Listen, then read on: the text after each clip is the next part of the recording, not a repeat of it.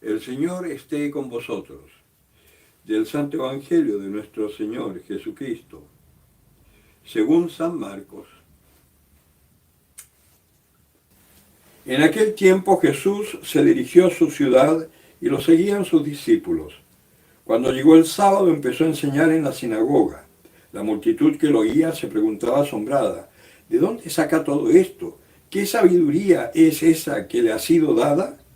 Y esos milagros que realizan sus manos, ¿no es este el carpintero, el hijo de María, hermano de Santiago y José, Judas y Simón, y sus hermanas no viven con nosotros aquí?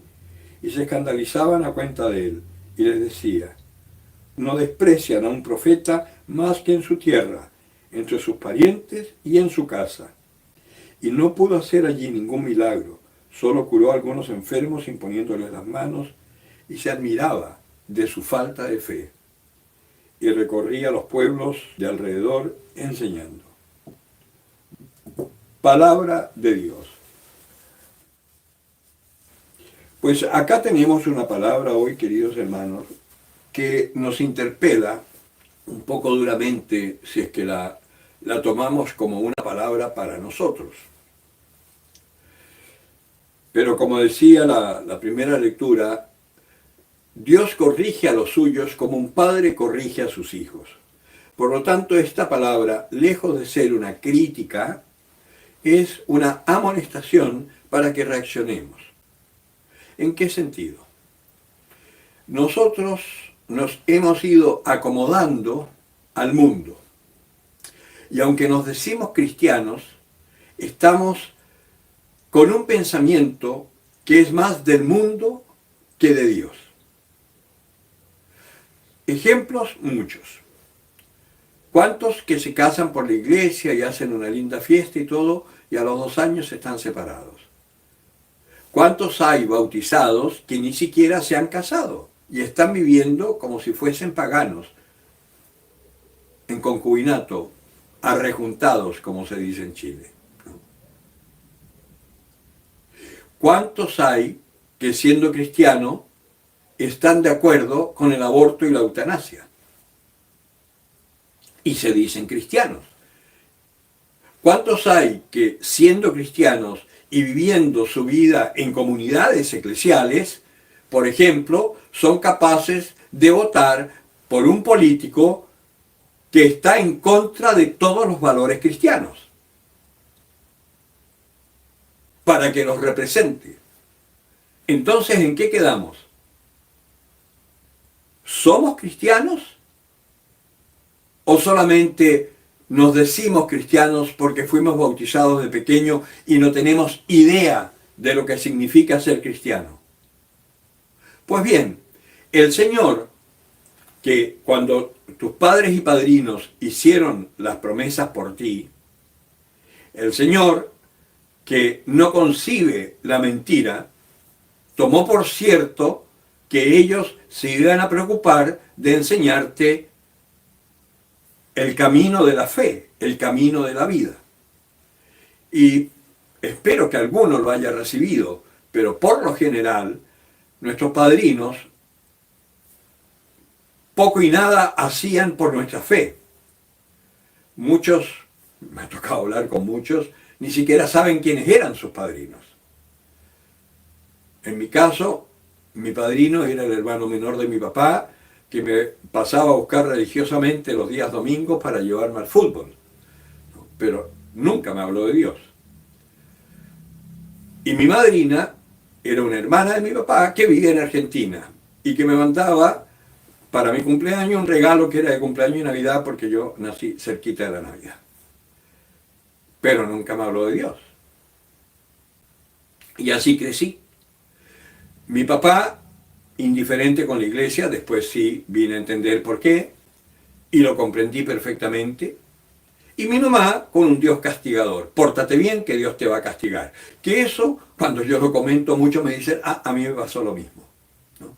Es decir, nunca conocimos realmente quién era Dios. Y Dios es un Padre que si nosotros vemos la lectura acá, por ejemplo, la de los Hebreos, que es una lectura, esta carta está hecha para cristianos ya adultos en la fe. Entonces es una carta que va explicando ciertas situaciones que como adultos en la fe las entendían perfectamente, que a nosotros nos cuesta mucho porque no tenemos esa madurez, ¿no? Pero el Señor corrige al que ama, porque ¿qué padre que ame a su hijo no lo corrige? Uno de los grandes problemas que tienen nuestros hijos hoy es que los padres ya ni... Bueno, en un momento se dijo que los padres tenían que dialogar con sus hijos y ser amigos de sus hijos. Una brutalidad absoluta, porque un padre tiene que ser padre, no amigo. Porque un amigo está a la misma altura del otro, ¿no? Un padre es uno que está como maestro, educador del otro, ¿no? Y que tenían que dialogar. Y resulta que después de decirnos eso y de hacernos creer que así tenía que ser, nos ponen a trabajar en jornadas tan distintas que, por ejemplo, por los años 60, con la jornada única de trabajo que se impuso en todo el mundo, los padres ya no iban a almorzar a la casa. Por lo tanto, se rompió la tradición de la mesa familiar. Los hijos se quedaban en el colegio, algunos llevaban una lonchera ahí para comer en el colegio, ¿no? Y otros que no comían en el colegio llegaban porque tenían una jornada única de mañana, por ejemplo, y otros jornada única de la tarde. Por lo tanto, llegaban y ya los que habían almorzado ya habían almorzado y se habían ido al colegio. La mamá ya estaba, si es que estaba en la casa, porque también fue la otra de que la mujer tenía que salir a trabajar también porque era indigno el trabajo de mamá y de dueña de casa. Otra gran aberración, porque no hay trabajo más complicado y más difícil que el de una madre, ¿no? Pues bien, pero no me voy a meter ahí. El asunto es que se destruye todo esto y al final ni amigos ni dialogantes, nada. Los hijos, y ahora con la pandemia, muchos me han comentado, ¿no? Ahora que estoy en casa, me doy cuenta que hasta mi mujer es una desconocida para mí, ha cambiado, no es la misma con la que yo me casé.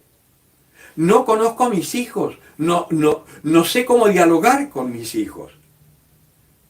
También, gracias a Dios, gracias a esta pandemia que Dios ha permitido, muchos padres se reencontraron con sus hijos, volvieron a comunicarse con su mujer y de golpe se reestructuró la familia. Y comen juntos, hablan, comentan y se está... Esa es la cosa buena que estamos viviendo. Que el hecho de tener que vivir tanto tiempo juntos como que se está reestructurando en medio de esta pandemia que maliciosamente, malditamente quiere destruirnos, Dios se las ingenia para que volvamos a unirnos y a cohesionarnos. Y ahí está la corrección de Dios. Es verdad que cuando nos corrigen nos molesta, y muchos pataleamos, yo soy uno de esos. Yo siempre procuro defenderme y tener razones para justificar mi actitud. Pero al final, a la larga me doy cuenta que sí, que tenían razón, puedo pedir perdón, puedo aceptarlo, y eso me da una libertad extraordinaria, ¿no? Y aunque no tengo a mi papá vivo aquí en la tierra, tengo un Padre Celestial que por medio de los catequistas, de mis formadores, siempre me están corrigiendo. Mis compañeros de evangelización, laicos, no solamente curas, ¿no? Matrimonios, algún chico que esté decidiendo su vocación y que por lo general muchas veces tienen más luces que yo, me ayudan y me corrigen. Y eso no menoscaba mi dignidad sacerdotal, al contrario, me ayuda para ser mejor cura. Pues bien, busquen la paz con todo y la santificación, dice el Señor. Porque es cierto, si nosotros queremos ser cristianos, tenemos que ser otros Cristos acá en la tierra. Y para eso tenemos que hacer lo que Cristo hacía, que es buscar la voluntad del Padre día a día. Y eso no nos va a despersonalizar, ¿no? Yo tengo un amigo que siempre dialogo lo mismo y él no se puede convencer que hacer la voluntad de Dios va a ser su felicidad. Y sufre como bestia, no lo pasa pésimo, no entiende nada, no se puede reconciliar con su familia, siempre está teniendo dificultades, pero insiste en hacer su voluntad. Y haciendo su voluntad, por muy inteligente que sea, porque lamentablemente es muy inteligente, que ese es un problema, ¿no? Ser demasiado inteligente es un problema porque le damos mucho crédito a nuestra razón y no nos damos cuenta que nuestra razón es la loca de la casa, ¿no? Y que está igual que la imaginación, siempre confabulando, haciéndonos grandes proyectos que no tienen nada que ver ni con los méritos, ni con las gracias, ni con los dones, ni con la voluntad que Dios nos dio, ni la voluntad de Él. Pues bien, el amor del Señor, gracias a que es Dios, permanece para siempre. Por lo tanto, Él no va a desistir de esta ofrenda que hicieron nuestros padres de sus hijos para que Él los tome como hijos adoptivos. Y Él va a insistir en ser siempre nuestro Padre. Él no nos va a rechazar. Somos nosotros los que rechazamos a Dios. Por eso pasa lo que a nosotros nos pasa como a los familiares de Jesús. Que entre paréntesis, acá en este evangelio hay algo que aclarar, ¿no? Porque los evangélicos son muy buenos para enrollar la perdiz en este punto, ¿no? Cuando dicen, ¿y quién es este? ¿De dónde le viene la sabiduría? ¿No conocemos a su padre? ¿No es hijo de José y de María? ¿No es el carpintero? Y sus hermanos son José, Judas y de Simón, y sus hermanas no viven con nosotros. ¿Qué es lo que pasa? En Israel no existía otra palabra para hablar de lazo familiar que tío, hermano y hermana. Tío, tía, hermano y hermana, ¿no? ¿Ya? Además, el tío se usaba poco. Por lo general se decía el hermano de mi padre, la hermana de mi padre, ¿no? Y el hermano hijo de mi hermana. Abraham, por ejemplo, cuando va a Egipto, dice que esa mujer es su hermana, hija de su hermano, ¿no? O sea, podría ser una prima, ¿no? Pues bien, acá están hablando de todos los parientes, porque además vivían en los mismos lugares, ¿no? Cuando uno va a Nazaret, por ejemplo, uno ve dónde estaba la casa de María, dónde estaba la casa de José y dónde estaba la casa de otras familias. Y los lugares eran muy pequeños, Israel es muy pequeñito. Las distancias no eran tan largas. Claro, haciéndolas a pie o a lomo de burro, claro que se hacían largas, pero no es tan largo, ¿no? Pues bien, entonces estos no podían concebir que Jesucristo, uno de ellos, fuese realmente el Mesías. No tenía nada de extraordinario Jesús.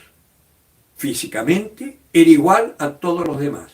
No se distinguía, es más, a Santiago lo llamaban el mellizo, porque eran muy parecidos. Judas tuvo que distinguirlo dándole un beso, porque si no se podían equivocar y tomaban a Santiago preso. Jesús no era alto. Tenía la estatura promedio de los judíos en esa época. Barrabás tenía como 1,70 m y era considerado un gigante.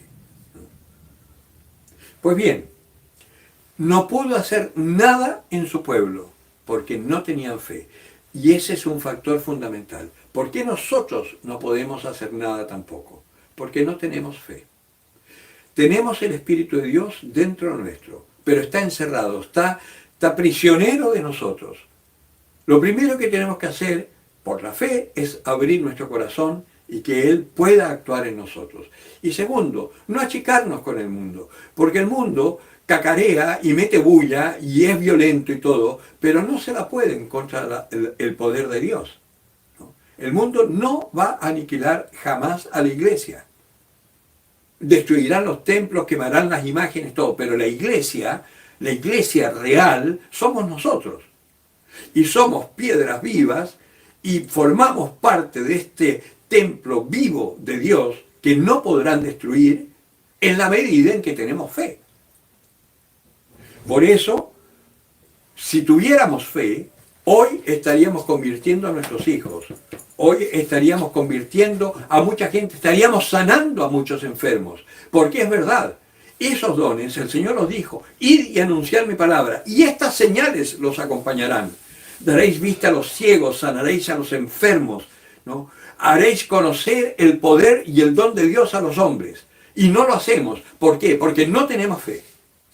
Pues bien, empecemos ya a ponernos las pilas, porque estos tiempos son malos y son tiempos que necesita el mundo urgentemente conocer a los hijos de Dios.